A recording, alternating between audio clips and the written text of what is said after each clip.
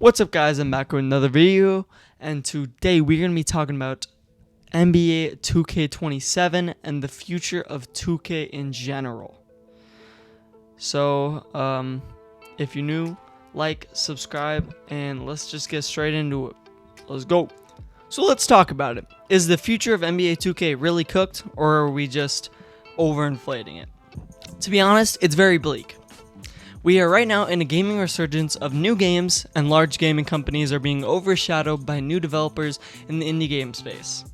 2K is literally actively competing with smaller game devs of a fraction of the budget, a fraction of the time, and a fraction of the overall scope, and they're losing.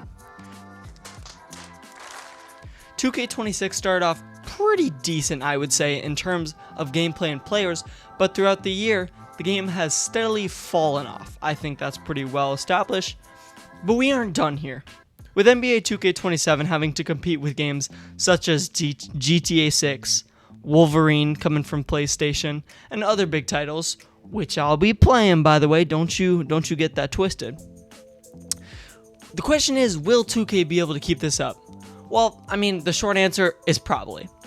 I mean, the amount of money players are willing to dish out every single year is quite crazy. And it is simply so expensive right now to even max out one build. But obviously 2K knows the big titles that are coming up this year. So how will they compete? How will they find a way to keep up with these companies who are steadily catching up to them? That is what this video tries to understand. Although many creators will have you believe that 2K is dead, 2K is horrible now, and it has none of the life that it used to back in the earlier 2016 days, even up to 2020, which was a huge year for the game, but that's a whole nother video. It is still making the most money that it ever has, which, to be fair, isn't the best way to gauge success in this day and age, but still, it's not like no one plays 2K anymore. But the gameplay could definitely still improve, and there are many aspects that leave much to desired. For example, one of the biggest glaring issues in 2K at the moment is the sheer amount of players that are cheating, and it has become sometimes impossible to play. Brother, this guy stinks! This is bad on console, which isn't even where cheating is usually most rampant like on PC. I mean, I don't know about you, but I don't really feel like hopping on a game that has you playing against the reincarnation of LaMelo Ball himself, pulling shots from half court like it's literally nothing. But okay. Cheating isn't the only problem with this game. If it was the only problem, they would probably be working so hard to build a better anti-cheat. But here's another thing. The introduction of the Season Pass was a major blow for 2K, as I think we all agree. This gave players much more stuff to buy, and if you bought each single Season Pass like they wanted you to, you would buy a whole other single game in terms of price. I mean, I didn't know a basketball game needed a Season Pass like Fortnite Battle Royale and other huge game companies. I mean, I'll say right now, the first month of 2K26 had so much potential, and I think this game is not inherently bad.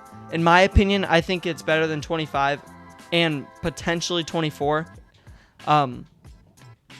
But I had so much fun hopping on a super offensive favorite game that was still fun to play, and it felt like I could just hop on the game for a little bit and have fun. Something this franchise has stripped me of for 4 years.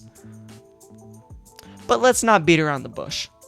Do we think 2K27 will fail? Very informed and humble opinion, it'll probably be the same game as last year. It probably won't innovate, and that is what I will definitely expect from the 2K developers and 2K as a game until they decide to do anything different.